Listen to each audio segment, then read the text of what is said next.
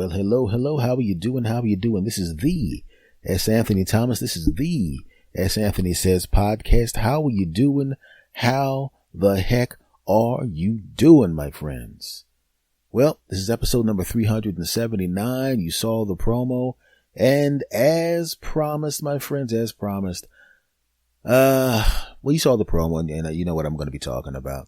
The promo says that I was a victim of gun violence years ago, and I accidentally came across the person who committed the crime on social media. That is the absolute truth. And I am now going to tell you the story of what happened. But I'm going to have to give you a little bit of a backstory first. This was quite a while ago. I was minding my business. I was on my travels with my uncle and someone got the jump on me with a gun, and I was robbed at gunpoint. And fortunately, I was able to react quick enough where the person couldn't get a really good shot off because the gun was like right in my face.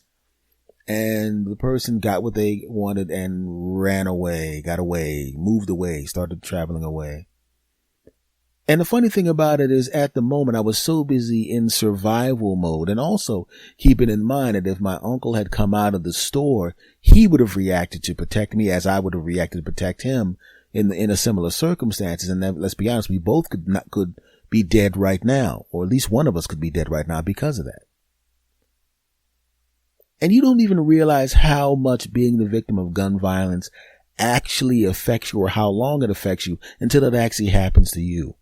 A lot of times I see people talking about it when it never actually happened to them, and they'll kind of blow it off and they'll kind of forget about it, or they'll see a news report and they'll go, that's a shame.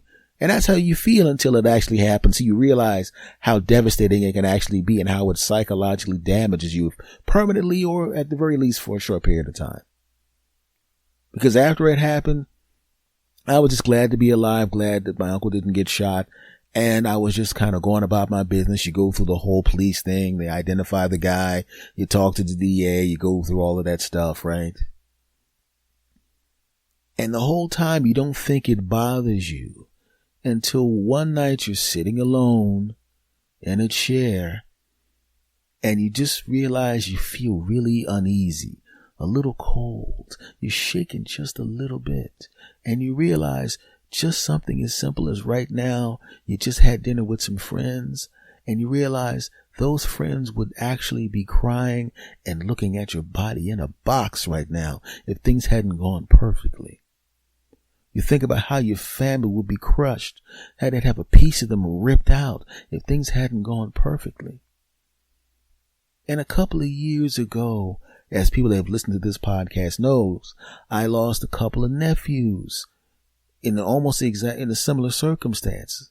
And unfortunately, things went exactly wrong, and we lost them both simultaneously. And I remember how soul crushing it was for me, and how soul crushing it was for my sister and my brother-in-law and everyone else in the family, their siblings. How soul crushing. And that even now, years later, every once in a while, I'll walk to the bathroom, I'll see the pictures on the wall of them alive, and I'll be happy sometimes, and sometimes I'll realize I'm still staring at the picture for 30 seconds and I feel sad.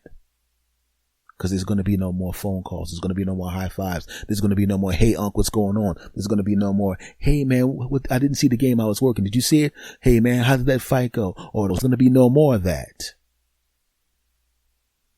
Because they're gone. And it could have been me years earlier. But at the time that I was feeling uneasy, this was years before the tragedy with them. This was just me. And I was just sitting there, and everybody else was just happy that I was alive, and so was I. But I sat in a chair by myself at my home, and I was uncomfortable and uneasy. And I realized all of a sudden the crushing weight of realizing your mortality just kind of dropped on me like a ton of bricks, and I could feel the weight. I could feel what it was like to realize there was a high probability that I wouldn't be here right now. And you don't realize how much it affects you. I'm going to the store after I get the stuff that was stolen from me back. I'm going to the store, I'm minding my business, and an aggressive panhandler comes up to me. Now, when it happens now, either I just give the guy a buck, 'cause what the hell, what difference does it make? Am I uncomfortable or intimidated or scared now? No. And if they're aggressive, I'll just go, hey man, yo, dig, hey. And they know that I'm serious. But at that time, like I just said, it was very soon after sitting in the chair, feeling myself shake a little bit, feeling the anger. And I'm going to the store and somebody's aggressively panhandling and they're getting a little bit too close for comfort. I'm still uncomfortable and I'm still feeling what I felt that day with the gun so close where I could see the opening of the gun. And the guy's getting closer. And I'm saying, not today, man. Not today, man. I'm trying not to be upset with this guy. And he keeps coming. I'm like, dude, not today. Not now. No, I don't have it. And he keeps coming and he's getting a little more aggressive. And then there was something inside of me that I didn't know was inside of me. I've been in fist fights before. I've whooped people's asses before. I've had my ass whooped before. So I'm not afraid to get punched or to punch if necessary, if I'm attacked first. But this was the first time I was about to physically hurt someone who wasn't trying to physically hurt me or a loved one. And I told him, that's close enough, dude. That's close enough. And he just, come on, man. And he kept getting closer. And I could feel something inside me go, he doesn't realize who he's dealing with right now. And I told him exactly what happened. I gave him the Cliff Notes version of my situation. I told him, you're making me uncomfortable, dude. I'm telling you now, get away from me. I don't need this right now. I already went through this, blah, blah, blah, blah. And he kept coming. And then some words came out of my mouth that never came out of my mouth before or since. And I was serious when I said them. I meant them. And I was going to act them out. I was going to do what I said. I said to him, if you take one more step closer to me, I'm going to break your neck. And I wasn't kidding. And I looked at him. And I was waiting for him to take another step because I couldn't hurt the person who put the gun in my face. I wanted to kill that person. I wanted to beat his ass because I knew if he didn't have that gun, I'd have stomped his bitch ass out. I would have beat his ass. And I wanted to beat his ass. I wanted to hurt him. I wanted to break his neck. I wanted to break his kneecaps. I wanted to break his elbow. I wanted to hurt this bastard because you picked up a gun and you aimed it at me and you took stuff from me that wasn't yours. And you thought that you wanted something so bad that was more important than my life and the hearts of my family. You didn't care enough. You just wanted some stuff that wasn't yours. And a lot of times people will have a gun and well, I didn't want to shoot anybody. I just wanted to get the stuff. And that may have been your intention. You may have literally gone, I ain't shooting anybody, but I want to have this gun because I want them to be afraid. But the second you take a gun out and you aim it at another human being, anything could happen. If my uncle comes out, he could have scared you. You could have gotten scared. You could have fired a gun. I could have been freaked out and went for the gun and gotten shot. I could have sneezed and gotten shot. Somebody could have driven by and their car backfired and I could have gotten shot. Some lady could have screamed and I gotten shot. Anything could have happened that wouldn't happen if you didn't have a gun on me to take my stuff. And if I had the opportunity, I would have ripped his head off. But he wasn't there. He was gone now. And the court system was going to take care of him. But I still was angry and I still wanted to hurt somebody. I wanted to hear ligaments tear. I wanted to hear a bone snap. I wanted to feel that feeling you get in your forearm when you fire a fist at someone as hard as you can. I know what it's like to hit somebody in the face and knock them unconscious because they were trying to knock me unconscious. I know how it feels in the forearm when the shot is clean and whatever you hit, whoever you hit, they're going down. I know what that feels like and I was preparing to feel it again. I wanted to feel it again. I wanted to hurt this bastard because I couldn't hurt the other guy. And I said to him, like I just told you, you take another step and I'm going to break your neck. And I meant it because if he took another step, I would have broken his neck. And I think he felt that because he looked at me and he had his, that, oh God, look on his face. And I had you gonna meet God look on my face. And he backed off and then he started running. And I sat there and I leaned on my car and I realized, good Lord, man, this dude, he's going to go to jail, man. He did what he did. I can't get to him. but he almost turned me into something as bad as him. In fact, I would have done worse because he got whatever charges he got. I would have killed this guy. I'm not even kidding. He would have ruined my life and he wouldn't even have been there to do it. So I made my decision then, because I wasn't a violent person by nature just to begin with, only when I'm protecting myself.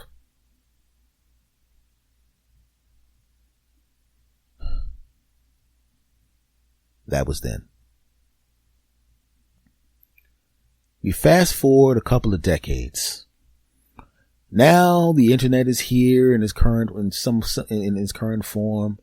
It's great and it's omnipresent. It's everywhere. It's on everybody's phones. It's in everybody's houses. It's in a bunch of cars. It's everywhere.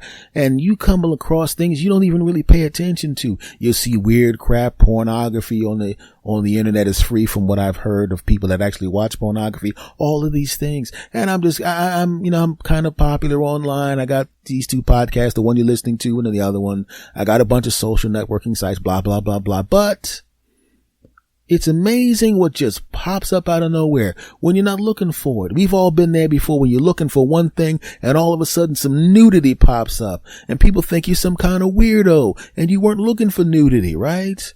Or some crap pops up and you see some kind of disgusting crap online when you weren't looking for disgusting crap or disturbing crap. When you weren't looking for disgusting or disturbing crap, you see those things.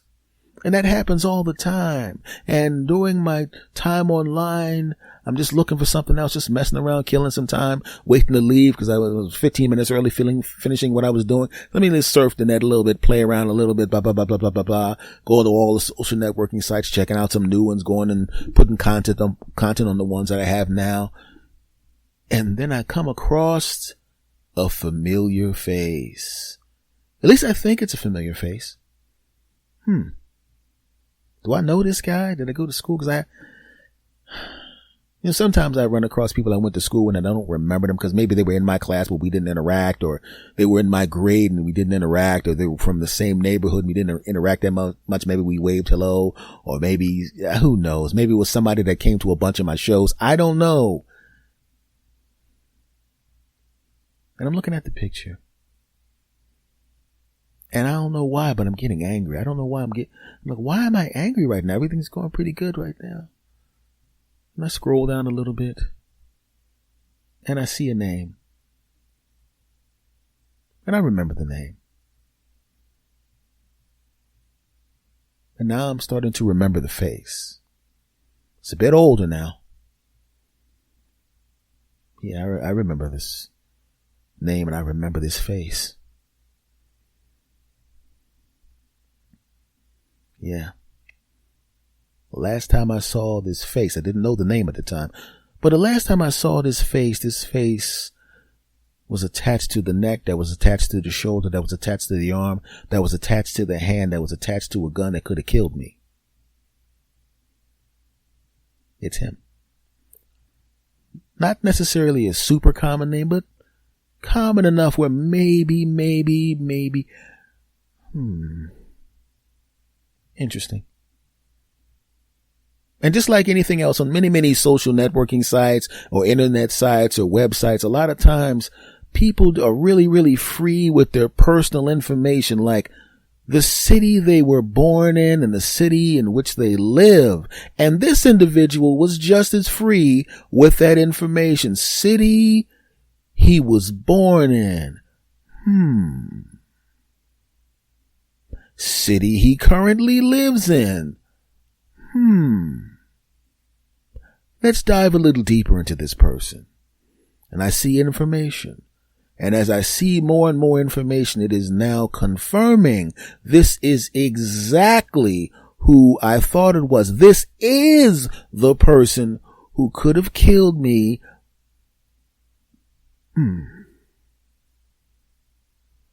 The thing about being free with your information on the internet is it makes it very easy for people to look you up. Very easy. And this person is still residing in the city in which the incident happened. And this person is taking lots of pictures of themselves with, and the locations that they frequent, the stores they go to, the places they like to hang out. And I'm very familiar with these places. I haven't been there in a while, but I'm aware of them because remember, I was kind of in that city when you almost killed me.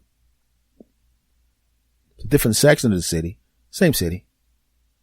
Not far from me, one state over. Yeah, one state over. Take me about 40 minutes to go from where I am to that city.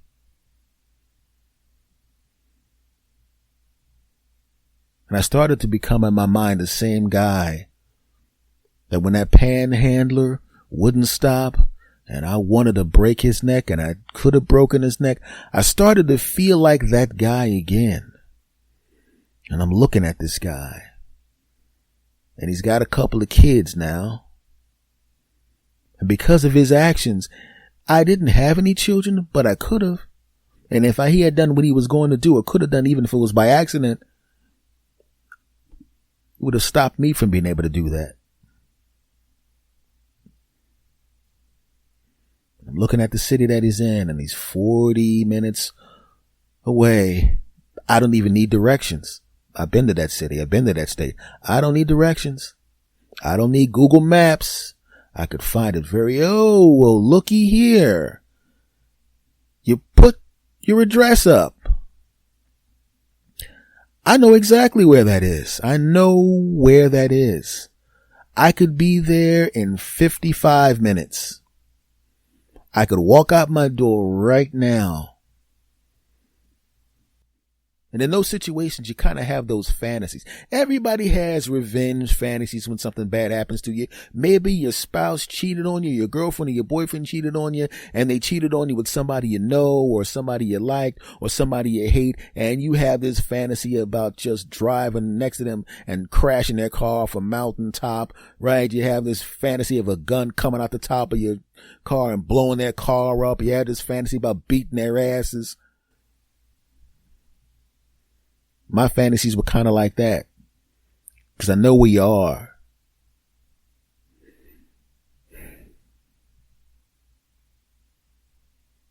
It's amazing how the things that go through your mind. So I'm doing a little more research. This dumbass is putting all this information in and I'm reading and reading. And in my mind, I'm having the revenge fantasies.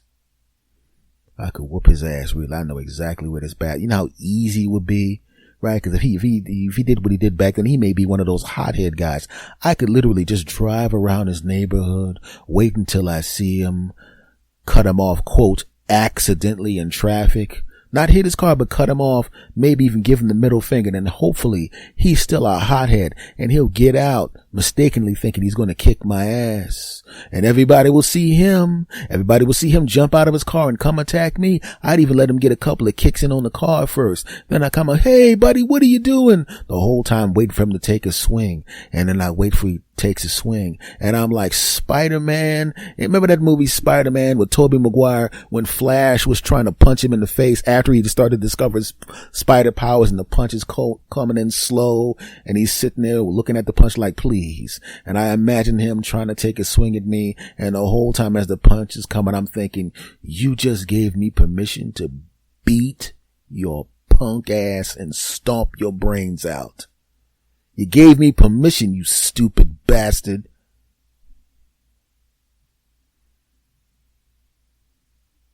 But then I realized I'm a 51-year-old man now. And could I beat this guy's ass? Yep.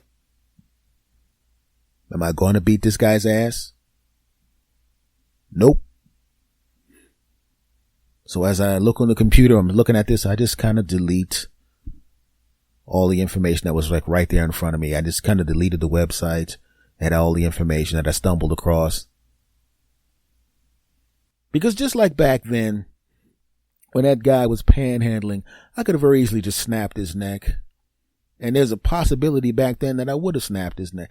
And I would like to think that maybe I might have popped him in the mouth or just screamed on him. There's something inside me that tells me you wanted to snap his neck, but there's a part of this too much. You have too much humanity. Because if you really wanted to snap his neck, when he got really close, you could have just lunged at him, broke him up, And that would have been the end of it. The reason he didn't wind up with a snap neck is because you're not the kind of guy that would snap a person's neck even if you wanted to. So I'm looking at this guy before I deleted everything, and it seems like he cleaned his life up a little bit. I know he could still be the same piece of crap that he was back then. But I also know that I'm not the kind of person that I was at that moment where I wanted to hurt that other guy and didn't. Because even if he was the same piece of crap, why would I allow this person another opportunity to ruin my life by going and beating his ass? Who knows? Maybe he might beat my ass. Who knows? He may actually get to shoot me with the gun he tried to shoot me with in the first place. And I realized there was no chance I'm going to go hurt this guy. Too much time has gone by, and that's just stupid. And I'm watching his picture, and I'm looking at his face, and I can literally feel the anger and the hatred and the physical violence and the retribution kind of ooze out of me. You know, like you're squeezing a tube of toothpaste, just squeezing it out. I'm alive. I'm bullet free. I'm free. I didn't realize that much anger was still kind of just sitting around inside me. But the simple fact that I actually found this chump by accident, that anger that I didn't even know was there, that frustration, that I kind of squeezed it out. And after looking at the picture for a few minutes, I wasn't angry anymore. I started realizing what forgiveness actually is. And I forgave the guy. Now, I'm not saying if I run into him, I'm going to shake his hand or anything like that. If I ran into him, I would see in my mind, I would go, that's the guy right there. And then I would go about my day. I wouldn't even contact him or anything like that. I would just let him go about his business. I don't care anymore. Because, my friends, forgiveness isn't about the other person. Oh, no. Do you know what forgiveness actually is in my estimation? The way I think of forgiveness? I think of forgiveness as taking away another person's ability to hurt you or damage you or to make you behave in ways you wouldn't want to in their absence. Meaning they're not there and they're still affecting you. Remember, I was going to whoop this guy's ass because I was angry at somebody else. That guy with the panhandler. I was about to at least beat his ass. But normally I would just go, no, or give him a buck. So that guy was still affecting me and he wasn't even there. And now decades later, he made me that angry. He doesn't even remember me most likely. So I had to forgive him for me. And I did. So I saved the picture and I saved the link to the thing on my computer. And I said, I'm going to go back to it and see if I actually feel any emotions. And I went back to it and looked at it and I felt nothing.